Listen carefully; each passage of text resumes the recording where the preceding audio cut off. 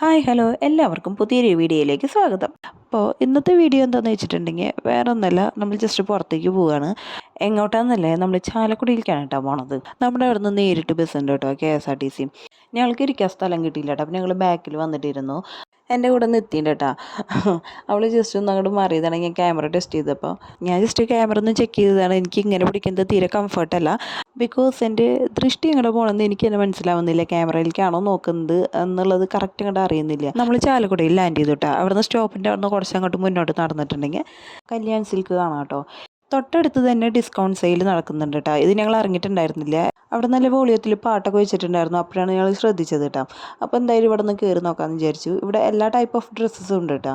കുട്ടികൾക്കും വലിയവർക്കും പിന്നെ നമ്മുടെ യങ്സ്റ്റേഴ്സിനും ഒക്കെയുള്ള ഡ്രസ്സുകളുണ്ട്. 50% ഓഫ് ഡിസ്കൗണ്ട് ആട്ടോ വരുന്നത്.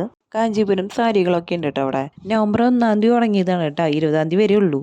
എനിക്ക് പർച്ചേസ് ചെയ്യാൻ വേണ്ടി വന്നതല്ല കേട്ടോ, ഫ്രണ്ട്സിൻ്റെ കൂടെ വന്നതാണ്. എനിക്കൊരു ആവശ്യം ഉണ്ടായിരുന്നു, അതുകൊണ്ടാണ് ഞാനും കൂടെ പോകുന്നത്.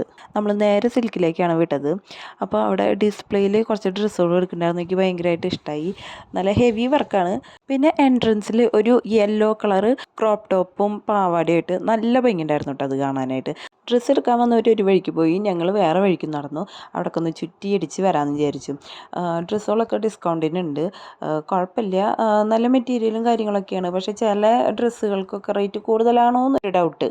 എൻ്റെ മനസ്സ് പറഞ്ഞത് കൂടുതൽ തന്നെയാണെന്നുള്ളത്. കുറേ ഡ്രസ്സുകൾക്കൊക്കെ നല്ല റേറ്റ് എനിക്ക് കൂടുതലായിട്ട് ഫീൽ ചെയ്തു. മെറ്റീരിയൽസ് കുഴപ്പമൊന്നുമില്ല, പക്ഷേ എന്തോ എനിക്കങ്ങോട്ട് ഇഷ്ടമായില്ല. അതാണ് സംഭവം. റേറ്റ് എനിക്ക് ഇഷ്ടമായില്ല. ഡ്രസ്സുകളൊക്കെ നന്നായിട്ടുണ്ട്.